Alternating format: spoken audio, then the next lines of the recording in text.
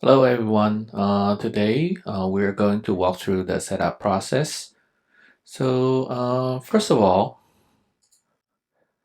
you need a Mac or a Windows PC. You might be able to use Chromebooks, however, not every Chromebook will do.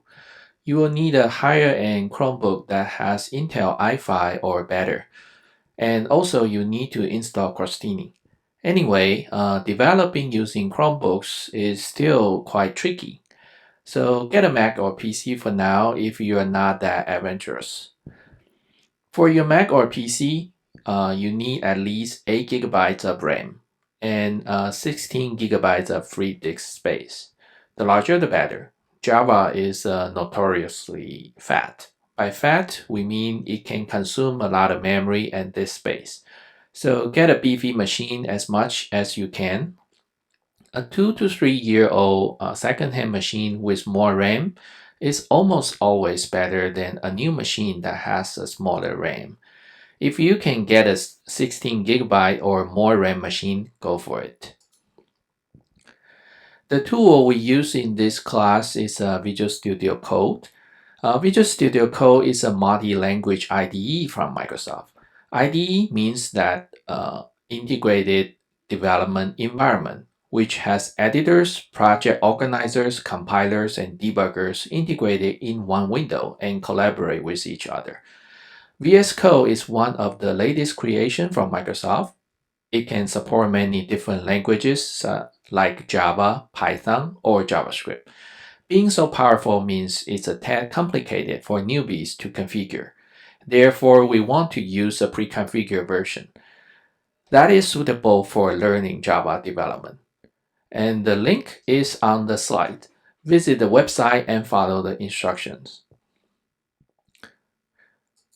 I did not show you the installation process step by step here because VS Code is very easy to install and the instructions are awesome. However, we do want to verify that everything works as expected.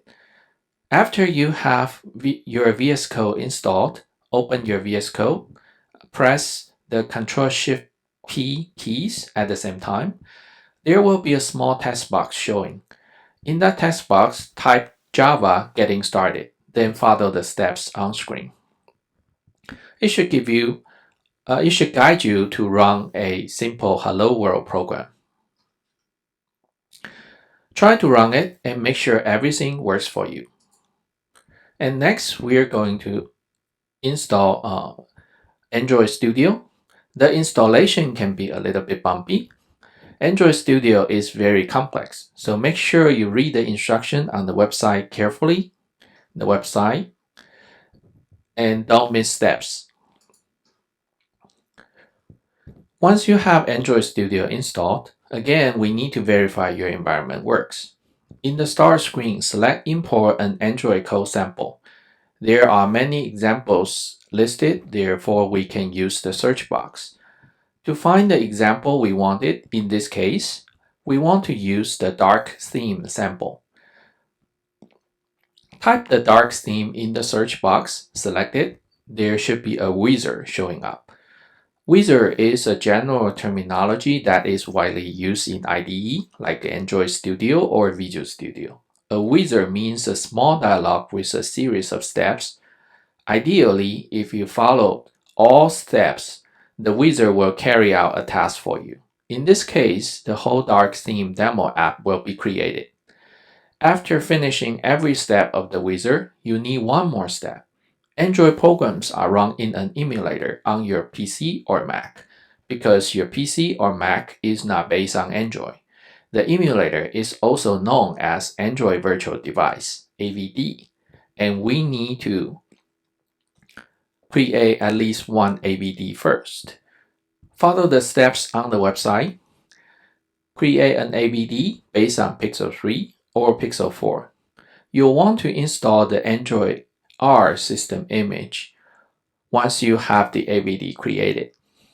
Go back to the dark theme program, the editor screen. Now you can run the application and see it by your own eyes. Press Shift F10. Android Studio will automatically compile and run. Once you see the program running, you have everything set up. If things are not working correctly as expected, try to Google the answer and fix it yourself. And that's it for today. Thanks for watching.